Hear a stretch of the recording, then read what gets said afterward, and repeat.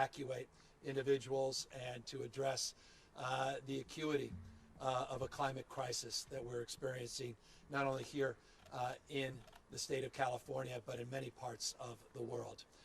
If you do not believe in science, I hope you believe in observed evidence.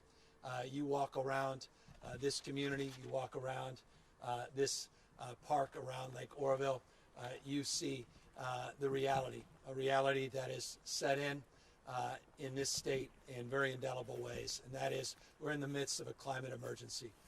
We're in the midst of a climate crisis. We are experiencing weather conditions the likes of which we've never experienced in our lifetime. We're experiencing what so many people predicted decades and decades ago, but all of that now is reality. It's observed. It is part of a consciousness. It's part of the experience, not just the expression that is the state of California. 3.154 million acres burned as of this morning. Close to 3.2 million acres burned in the last number of months here in the state of California. Over 7,700 wildfires. This contrast to last year, where we had 4,900 wildfires and 118,000 acres burned. 26 times more acreage burned this year in the state of California than in 2019. Tens of thousands of people being evacuated. The science is absolute. The data is self-evident. The experience that we have in the state of California just underscoring the reality of the ravages of climate change.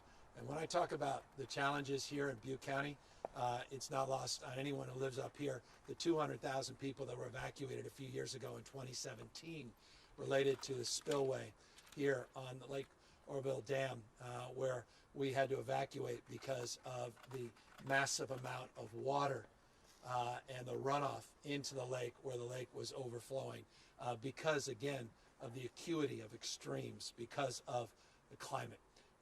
And so we say this often, and I'll say it again, the hots are getting a lot hotter, the dries are getting a lot drier, and the wets are getting a lot wetter. That's climate change. That's what the scientists predicted. That's the reality that we're experiencing here in the state of California. We have to own that reality, and we have to own a response to that reality. And one thing that's crystal clear to me, good enough never is. In the state of California, while it's led as it relates to climate change, we've got to step up our game. While we have audacious goals, while we're leading the nation in low carbon green growth, as we've led the nation in our efforts to decarbonize our economy, we're going to have to do more. And we're going to have to fast track our efforts. Well, it's nice to have goals to get to 100% clean energy by 2045. That's inadequate to meet the challenges the state and I argue this nation faces. We're going to have to fast track our efforts. We're going to have to be more aggressive in terms of meeting our goals much sooner. And I have tasked now our administration, led by two members to my right, Jared Bloomfeld, who runs the EPA in the state of California, and Wade Crowfoot, who runs our resource agency, to go down in every prescriptive goal that the state has, to go down that list and to dust off our current processes, our current strategies, and accelerate all of them across the board in terms of the work we're doing to not just broadly decarbonize our economy, but to specifically adapt strategies to get more electric vehicles out on the street, and to electrify our transportation, to focus on our land use efforts in this state in a much more dynamic and deliberative manner, to look at our soils policies in the state of California, our industrial and agricultural policies in the state of California. Across the entire spectrum, our goals are inadequate to the reality we're experiencing. Mother Nature's three things, been said by many people. Mother Nature is physics, biology, and chemistry. She bats last, and she bats 1,000. That's the reality we're facing, this smash mouth reality, this perfect storm. The debate is over around climate change. Just come to the state of California. Observe it with your own eyes. It's not an intellectual debate. It's not even debatable any longer. What we are experiencing, the extreme droughts, the extreme atmospheric rivers, the extreme heat. Just think, in the last few weeks alone, we've experienced the hottest August in California history. We had 14,000 dry lightning strikes over a 3-day period. We're experiencing temperatures, world record-breaking temperatures in the state of California, 130 degrees, arguably the hottest recorded temperature in the history of mankind in the state of California just a few weeks ago. We had 121-degree temperatures in LA County. Burbank Airport, 114 degrees. It was 103 degrees in one part of the state of California at 3 in the morning. You've seen the images now strewn across the rest of the globe, these orange glows, the quarter-inch thick snow that is these ashes that are falling hundreds of miles away from these fires that we are experiencing.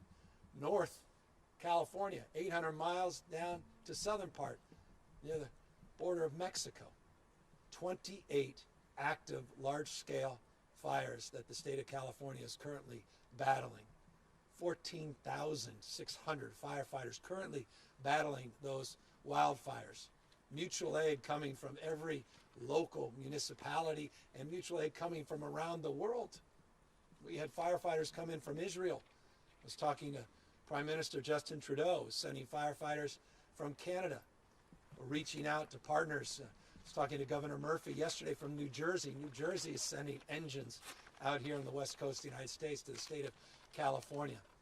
We have Utah and Texas. Montana has helped out. Obviously, Oregon and Washington. Not only are we receiving mutual aid from Oregon and Washington, we're going to need to reciprocate and provide mutual aid in Oregon and Washington. They're also dealing with record-breaking fires and loss of property. Economic impacts. If you say, all right, well, this is a health issue perhaps with the air we breathe and the air quality, perhaps this obviously has an impact in terms of the quality of life. How about the economic consequences? Just ask the folks here in Butte County, $2.2 billion just to clean up the debris related to the Camp Fire. $2 billion just to clean up the debris. I don't know, I need to emphasize it a fourth time. The economic consequences of our neglect. You want to know the cheapest way to deal with this is to invest in the future, to invest in a low-carbon, green growth future, to decarbonize our economy, to change the way we produce and consume energy. It is the cheapest way to go. The biggest cost is in our neglect. The biggest cost is not accelerating and fast-tracking our low-carbon strategies. And by the way, California is doing that 5 to 1. We have more green jobs than we do fossil fuel jobs. 5 to 1, not 2 to 1, 5 to 1. We're proving this paradigm. You could grow your economy, 3.8% average GDP growth in the last 5 years in the state of California as we move to accelerate the decarbonization of our economy. But again, it's not enough. And it's not enough to do it alone. The state of California doesn't live in an island. While it's the largest state in our union, it's not even large enough to have the consequences in terms of marking a greater impact in reducing greenhouse gas emissions. And that's why we need to get other states on board. And I couldn't be more pleased, in particular, with our Pacific Coast Collaborative we have with Oregon and Washington and the leadership of Governor Brown, not just the current Governor Brown in Oregon, the previous Governor Brown in the state of California, and Governor Inslee up in Washington State. We've led a partnership not just in the Pacific Coast, but we also led a partnership in a U.S. alliance, 24 states plus California, 25 states that have come together, basically doubling down on the Paris Protocol. So as the rest of the nation moves in one direction, we are moving in a more enlightened direction. And I say we, that's 24 states plus the state of California. And that's impactful. Just think about California alone. This state, its population is larger than the 163 nations that signed up on the Paris Protocols. There are 196 nations. California's population alone is larger than 163 nations. So we want to punch above our weight. We want to continue to punch above our weight, but we're going to need more people coming on board. We're involved in dozens and dozens of lawsuits against an administration that doesn't see eye to eye with us on this.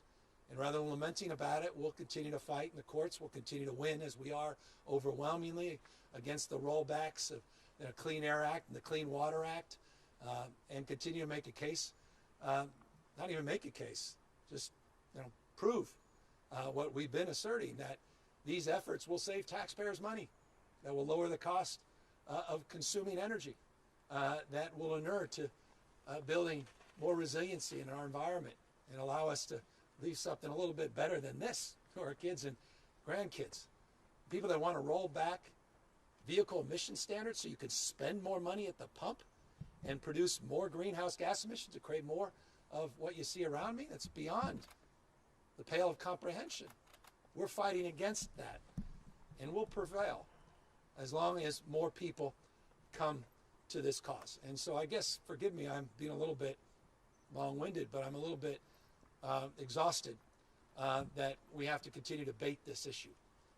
This is a climate damn emergency. This is real, and it's happening.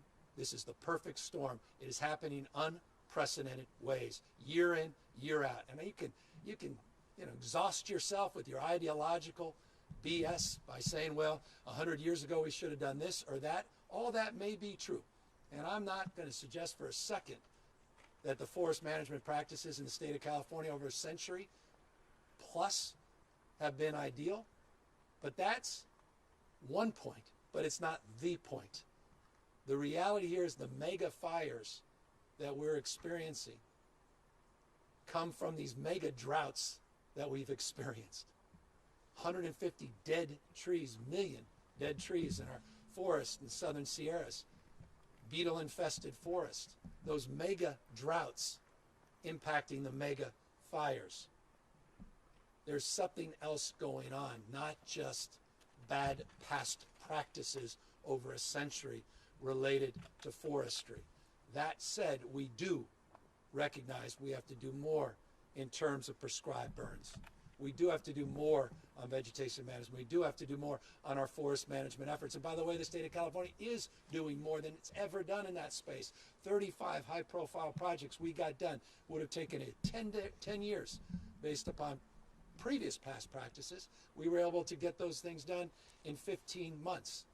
These fuel breaks that you're seeing, these high-profile fuel breaks, including, by the way, just a stone's throw from here, efforts 5 years in a row to create fuel breaks that have actually saved a lot of property, potentially lives, just in this area. We recognize our responsibility to do more in that space as well. And we're doubling down on that still from what we did last year with a partnership with the federal government, the U.S. Forest Service, where we did a memorandum of understanding so we commit to the next few decades to do more in partnership to double the amount of acreage that we're covering through our forest management efforts. So we do recognize that, but that's not just the issue here in California, Washington, Oregon, and other western states. When you have a heat dome over the entire west coast of the United States, when you have temperatures, record-breaking temperatures, record droughts, then you've got something else at play. And that's exactly what the scientists have been predicting for half a century. It is here now. California, folks, is America fast forward. What we're experiencing right here is coming to a community all across the United States of America unless we get our act together on climate change, unless we disabuse ourselves of all the BS that's being spewed by a very small group of people that have an ideological reason to advance the cause of a 19th century framework and solution. We're not going back to the 19th century. We're not apologists to that status quo. We believe in the fresh air of progress versus the stale air, emphasis, stale air, normalcy. And so that's California. We're going to leap in the future. We're going to accelerate our low-carbon green growth strategies. We're going to create more economic opportunity in this space, more resiliency, a sustainable mindset, and we're going to advance this cause in partnership with hundreds and hundreds of subnational and national leaders around the rest of the world. One of the great inheritance I received as the 40th governor of California is the work of the 39th in establishing an MOU under 2 protocol with 200 plus nations and governments, subnational governments around the world. That's leadership. We want to build on that work. The U.S. U.S. Alliance, Climate Alliance, we want to build on that. The Pacific Coast Collaborative, we want to build on that, and we want to build on the framework of our cap and trade program, build on the framework of all of these audacious goals on electric vehicles, all of our audacious goals on waste and diversion, and all our audacious goals as it relates to getting to 100% clean energy. But we've got to fast track all of that if we're going to, I think, be judged well in the future. Because right now, everything we've done has been adequate. Continue to do what you've done, you'll get what you got. And so that's why I'm here a little more animated, you know, explaining this to my 4 kids, my little 4-year-old who's, you know, moved from talking about a novel coronavirus, actual language a 4-year-old uses, to now talking to me about what is going on outside and why you can't play around with a soccer ball outside. That's not the world I want to leave to my kids. It's not the world you want to leave to your kids. This is not a world that anyone should be experiencing, and we don't have to. Our decisions, not conditions, that will determine our fate and future. And so I'm very, very proud of California's leadership in the absence of national leadership, and I recognize our responsibility, again, to accelerate those efforts. So with that, I just want to ask Wade and Jared perhaps to either one of you come up, both of you, maybe amplify some of what I may have said, and maybe talk a little bit more about what we've been talking about the last few weeks as we're experiencing this historic fire season.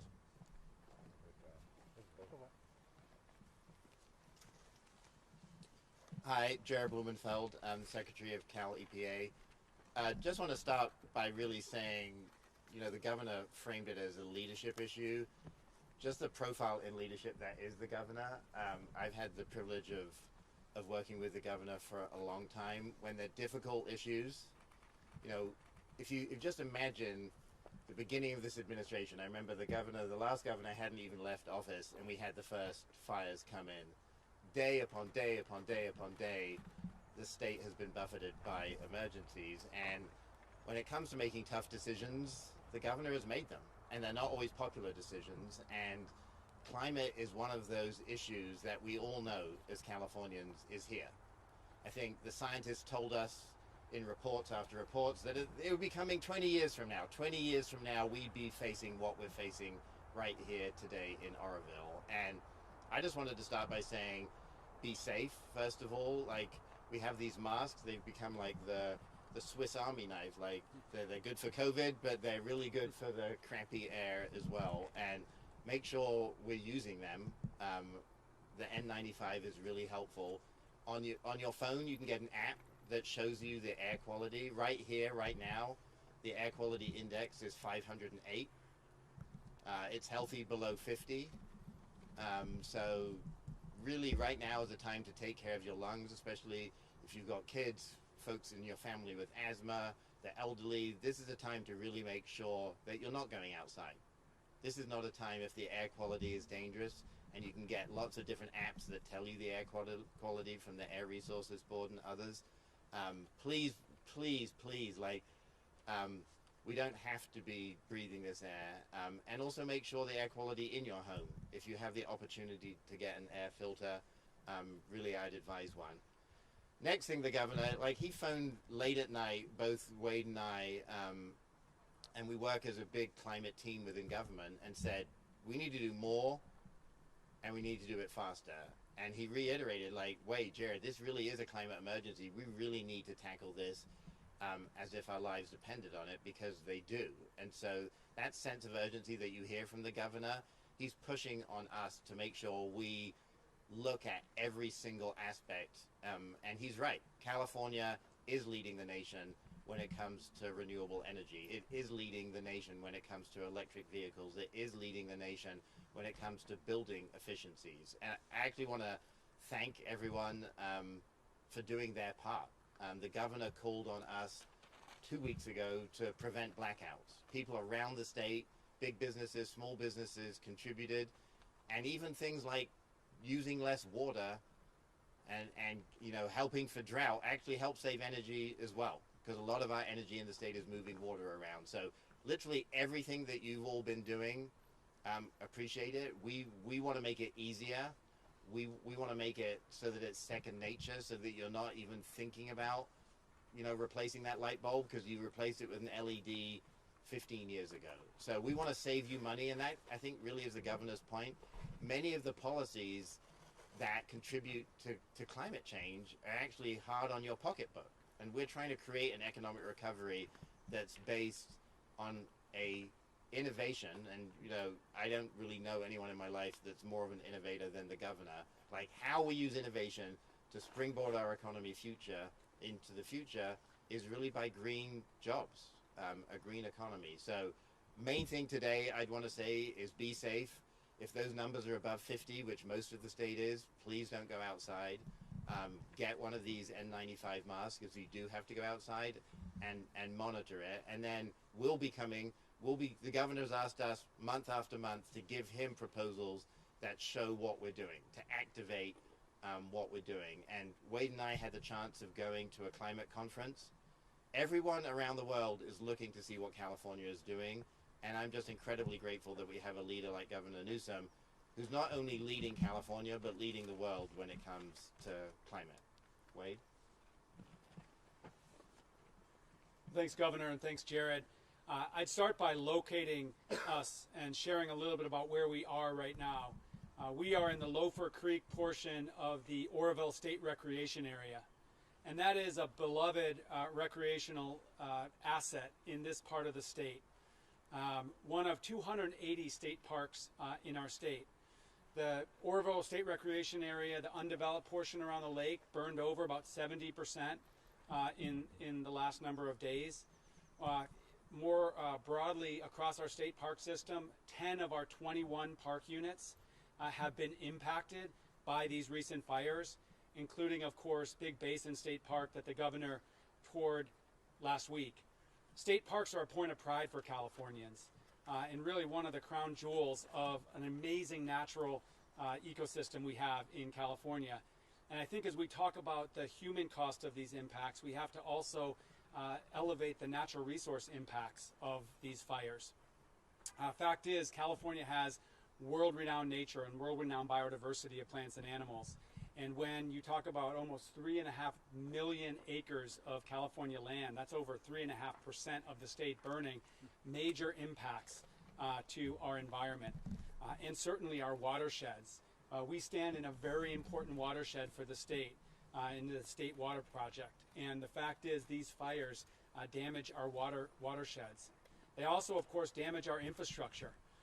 We know from the energy challenges of the last couple of weeks where fires knocked out transmission lines that climate-driven catastrophic fires threaten the infrastructure that brings us our daily standard of living. On the energy side, but also the water side. We're not far from the Hyatt power plant at the Oroville Reservoir that actually had to relocate operations downstream because of fire threats. So these challenges are real to people and communities, to nature, to our infrastructure. And I think what both Governor and Jared said is absolutely true. We're seeing impacts today that we thought would materialize by mid-century.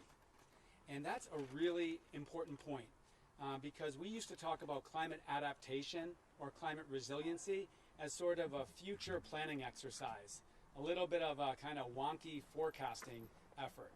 The fact is, climate resilience is about protecting our people and our nature now. So under the governor's direction, we're increasingly focused on, with Jared's leadership, how do we drive down carbon pollution? We need to obviously transform our transportation, our building, our energy system. But then what steps can we take to actually reduce pollution and protect people and nature from the climate impacts that are already here?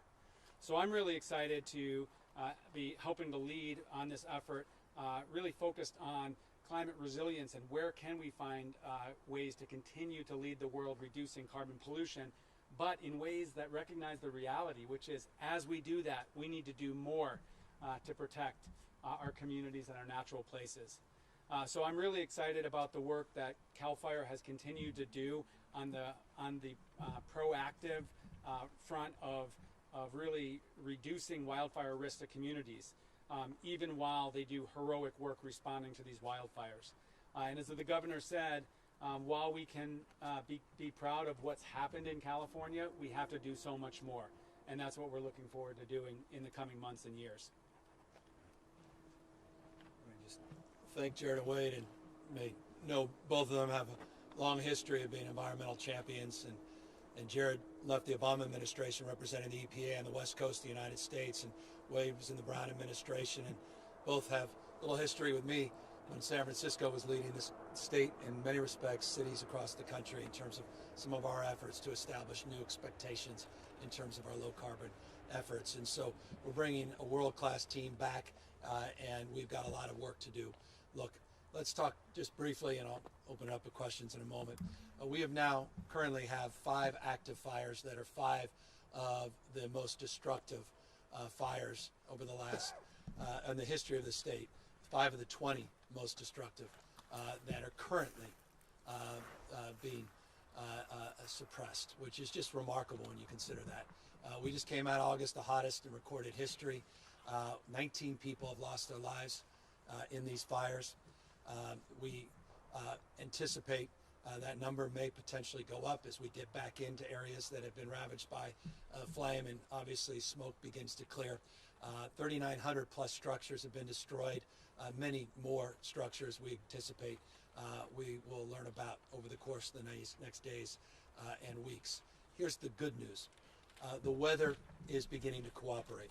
The good news is the winds have settled down. The good news is there's weather starting to appear offshore that will create an environment where we may get a little bit of precipitation, a modest amount of precipitation.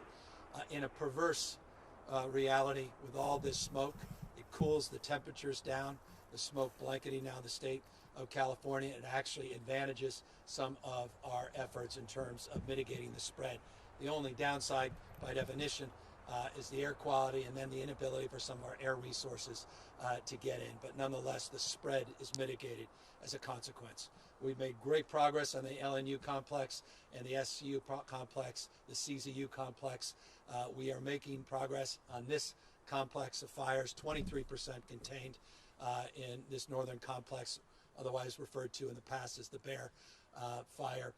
253,000 acres roughly are in this current complex. The August fire in this state is the largest in California history. It currently is at 24% containment. That August complex is 747,000 acres. Just that one complex of fires, 747,000 acres alone. Again, something we've never seen in our lifetime. And so want to just again express deep respect, admiration for all of our frontline folks out there doing the hand crew work, doing the work on making sure we're dozing, creating these breaks, not just the suppression efforts of CAL FIRE and all of mutual aid, also local law enforcement, our sheriff, California Highway Patrol, police that have really come to the aid of so many on the evacuations, our health and human service teams working in a COVID protocol environment to help people safely navigate our congregate shelters and provide opportunity to isolate and quarantine in hotel rooms in a way that we haven't done in the past. I'd be remiss not referencing all of that and acknowledging their extraordinary work, and we couldn't again be more pleased or proud of that. With that, I also today have a piece of legislation that I'll be signing that is relevant and impactful. We noted a few months ago, in anticipation of this wildfire season, we had a series of public events in anticipation of this wildfire season. We had updated folks on the work we were doing on our vegetation and forest management, the historic amount of resources that we were putting into preparing for this year's wildfire season.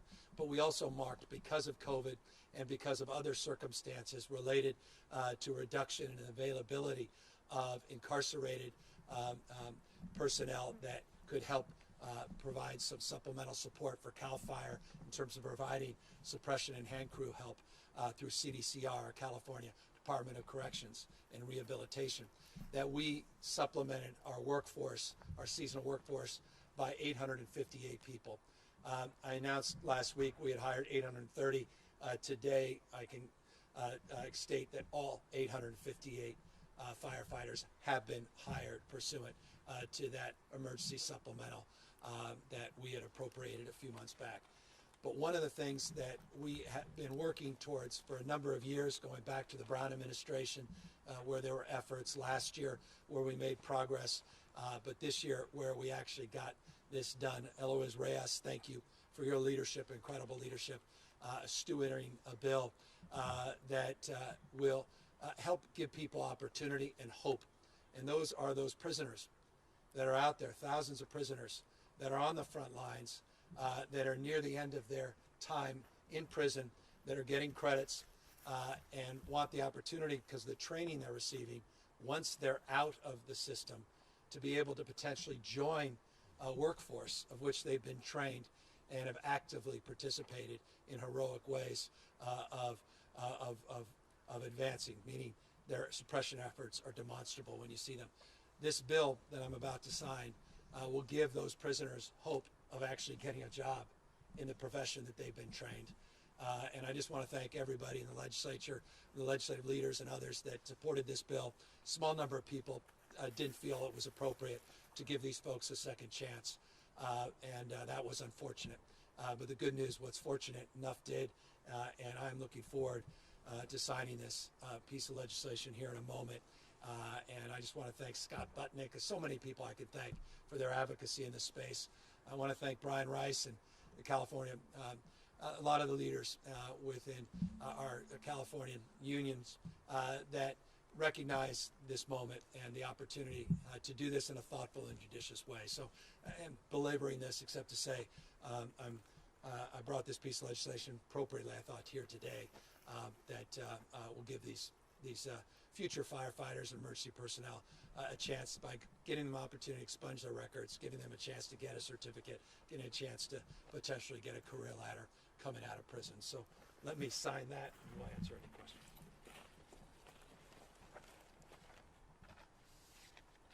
And this is AB 2147 for the record. So this is official. And very grateful again to Eloise Reyes for her outstanding work. So that's it in a nutshell. I can do a COVID update if you wish. 3,200 plus new positive cases, down to 3.7% positivity over the 7-day period. We are making progress in that space. We'll update you more over weekend and in our Monday presser. Happy to take questions. Hi, it's Dale Kassler from the Sacramento Bee. When you talk about accelerating the climate change efforts, first of all, was it a mistake for the State Water Board recently to postpone the planned shutdowns of those power plants in Southern California in the name of grid reliability? I mean, that takes us a step back, doesn't it? It was absolutely not a mistake. It was the right thing to do. 3 plants will be extended for 3 additional years. One, the Redondo plant, for 1 year. It was necessary in order to create and provide for reliability. We're simply coming too close in terms of megawatt peak usage and load, and we need to address reliability, particularly moving into the new year, 2021, 2022. So absolutely was the right decision to do. And while you have a small step back, we're going to make giant leaps forward to make that negligible in the context of our total overall strategies.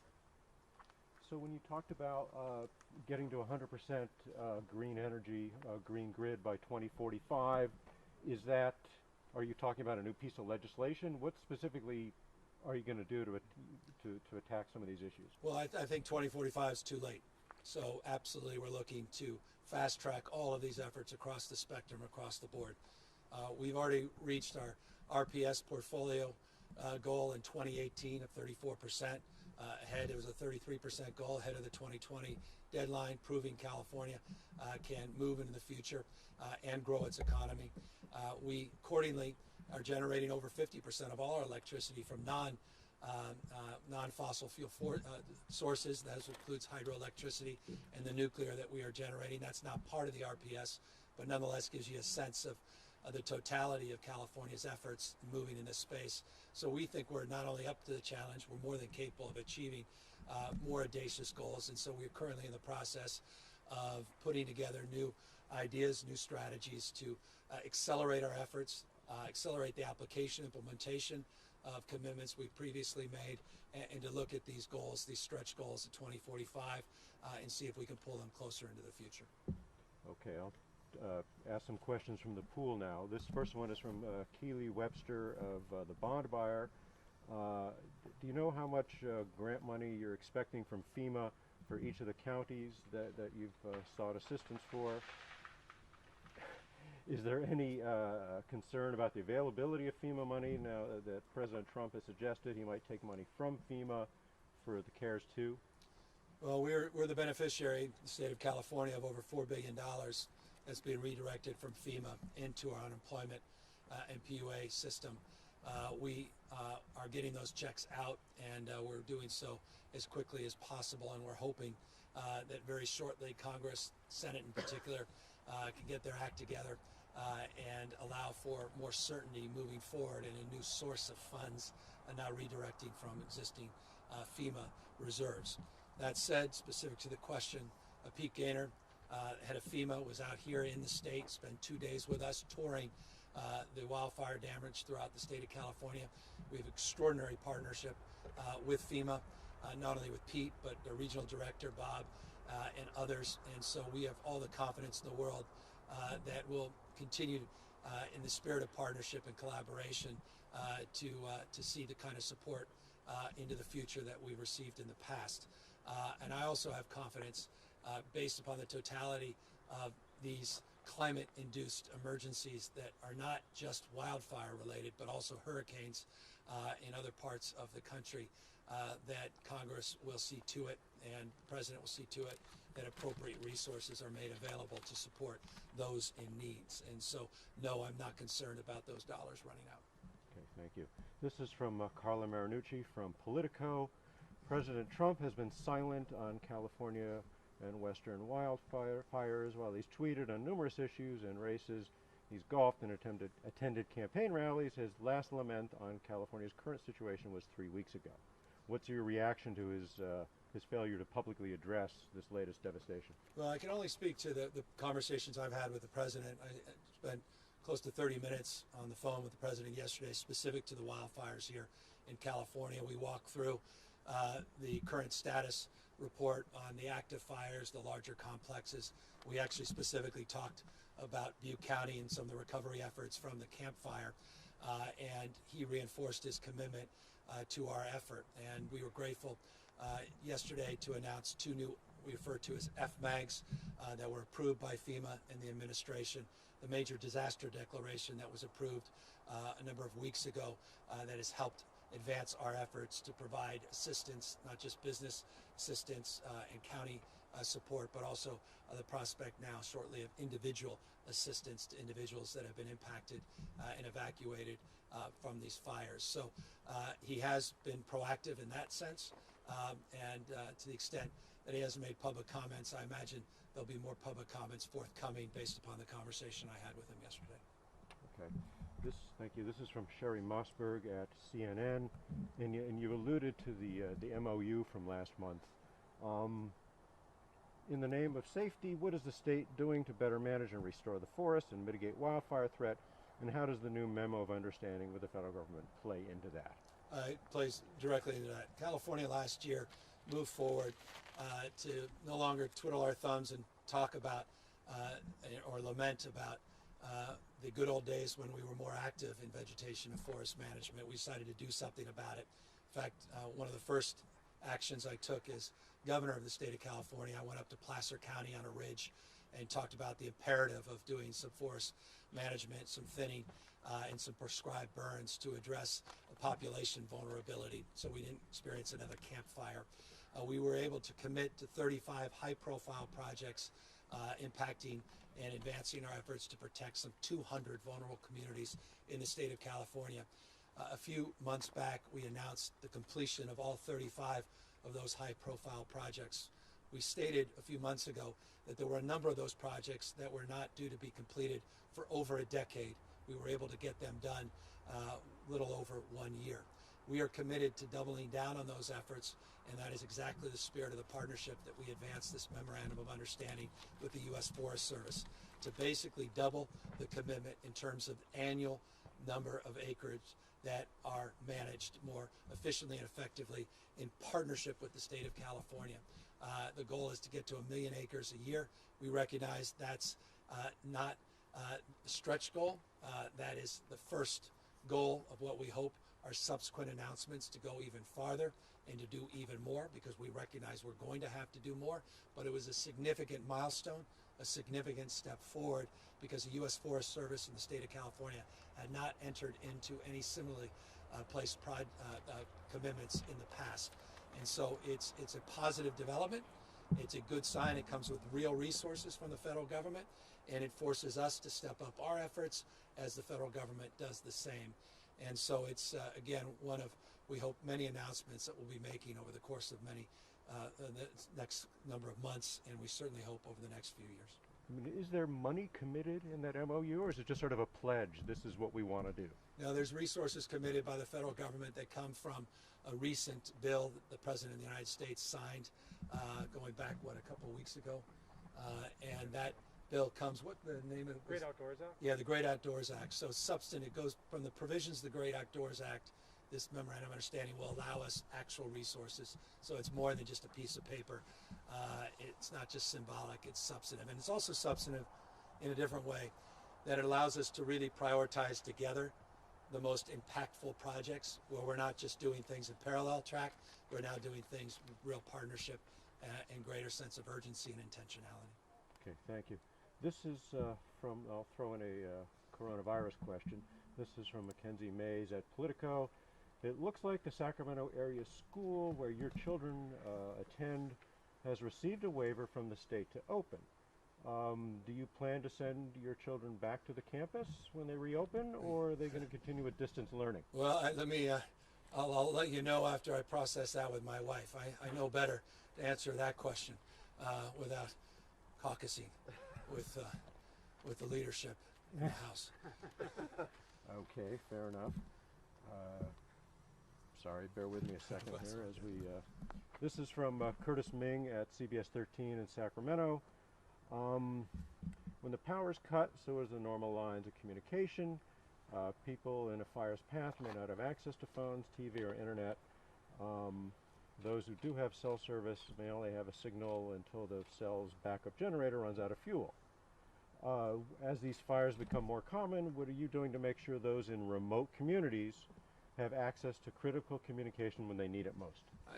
I'd refer the questioner to the work that the California Public Utilities Commission did last year, the work that we did collectively, the state legislature, myself, to work with all three of the largest investor-owned utilities in the state of California, not least of which PG&E, with new processes, new protocols, new expectations to make sure that we are being much more responsive to the needs of vulnerable communities, particularly rural and remote parts of this state, as it relates to any de-energization, what is referred to as PSPS. Those protocols have been changed, they have been advanced, they're more targeted, they're more limited, and they come with resources that not only the IOUs are responsible for, but the resources we put up in the state of California to create new resource centers, cooling centers, to provide for backup generation, to provide for support for vulnerable communities, to provide for resources to address precisely the concerns that were raised in that question. Also would note we continue to work with the largest telecommunication firms in this state to require new backup generation as it relates to their poles, to their SMS systems, to their telecommunication network. And we'll continue to do more in that space. We made a little progress. We have more work to do in that space. I want to just compliment the extent it's important. Senator McGuire and others, Jim Wood, that have been very active in this space, supporting northern communities here in the state of California, and really trying to hold everybody, private, public sector, accountable for delivering on all of the above. Were you satisfied with how PG&E handled the PSPS from the other night? I'm getting an after-action report, so I'll be able to more substantively answer that question with more nuance and specific information. Broad strokes, the impacts of the PSPS were more modest in terms of length and more modest in terms of scope than likely they would have been a year ago, pursuant to the new rules and regulations, the 72-hour notification, et cetera, that was put into place based upon the new rules that we established legislatively, executively, and through the California Public Utilities Commission. So at first look, I was more satisfied, but I cannot claim to be firmly satisfied until I get the details, which are forthcoming and will be provided to me very shortly. Another question from me. In regard to all that you've done in the last 2 years, I believe the legislature has appropriated something like $500 million for more equipment, more personnel for CAL FIRE, and yet the theme of the last few weeks we keep hearing is we're stretched too thin. We don't have enough. We're hoping, we hope they send the cavalry from Montana or whatever. Yeah. Has the state just simply not done enough? No, look, you have 14,000 lightning strikes between August 15th and August 18th.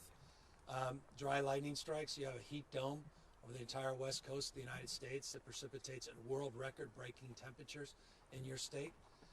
Those are conditions that even the most abundant and well-resourced into the extreme agencies still would be overwhelmed by. So that's the challenge. Look, we provided substantially more money in ongoing support to CAL FIRE this year, baseline money. I did a supplemental of over $72 million for those seasonal firefighters. That couldn't have happened at a better time. And I just noted all 858 were hired. We have more suppression technology than we've ever had in the past. And what I mean by that is LiDAR technology, access to Pentagon information from satellites, the ability to access now technology that is part of our new procurement of helicopters, these new Black Hawk helicopters that are finally starting to roll in, access to other tools of technology as it relates to drones and wildfire and infrared cameras that we did not have in our possession that were distributed as broadly as they have been this year. All of that's happened in the last year and a half. We'll continue to do more. We'll continue to provide more resources, more personnel, more predictive technology. We have an incredible partnership on wildfire monitoring and wildfire prediction technology based upon weather that allows us to prevent the spread of fires based upon the pre-distribution and pre-deployment personnel. It's technology that we didn't have a year ago that we have today that also will help with our firefighter suppression. So a lot of progress, just simply not enough, and that's why we're here talking in the terms we should around a climate emergency, a climate crisis that needs to enliven all of us in this nation, where this nation has a responsibility to lead the world and to address. And I'm told this is the last question. It's from Lorraine Decter, I hope I'm pronouncing that correctly, from Action News Now and Chico Redding. What other plans do you have in Butte County today? Any other meetings or actions taking place?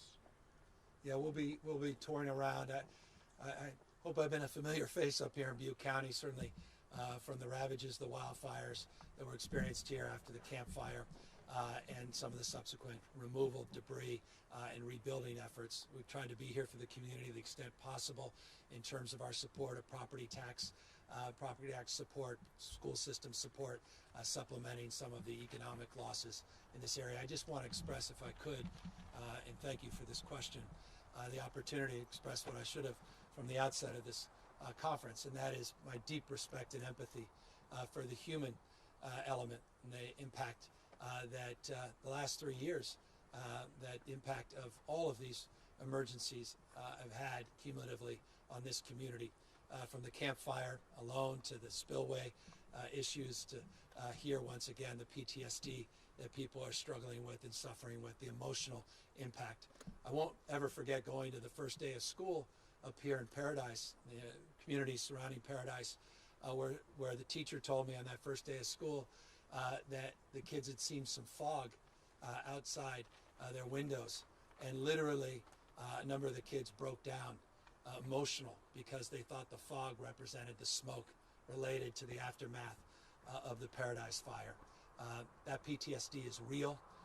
That impact on children in particular is overwhelming, and so my respect, my empathy for everybody suffering, this community in particular, and that's one of the reasons specifically I wanted to come back up here today to lay claim to an appreciation, but also a responsibility to be supportive, not throughout this current crisis, but to be here, as I said, 2 years ago, a year ago, and I'll say it again, for the long haul, to make sure we're here as part of the recovery and making sure we're here part of building a more resilient community and doing more to prevent these fires in the future. And so with that, let me just again express my gratitude to all of those leaders, not only here in the Butte community, but the surrounding communities throughout the state of California addressing these historic wildfires. I expect real progress in the next number of days. Weather conditions are more favorable. Some of these larger complexes, we are making tremendous progress. I expect as well some of the air quality to begin to improve in the next number of days, measurably improve in the next number of days.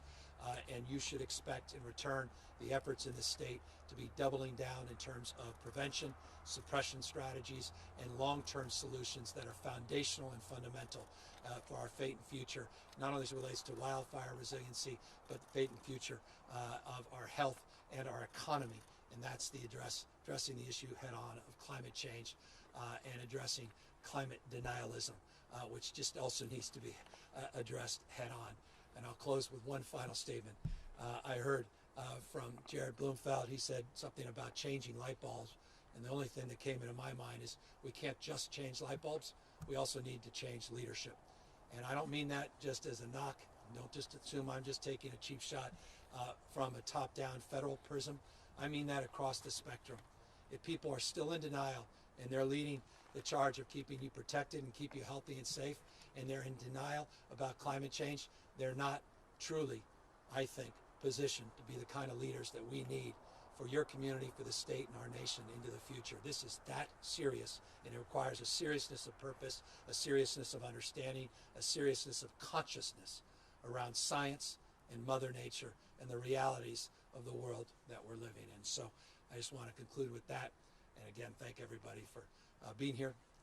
And thank you all, those of you that may still be tuned in, for the privilege of your time. Take care, everybody.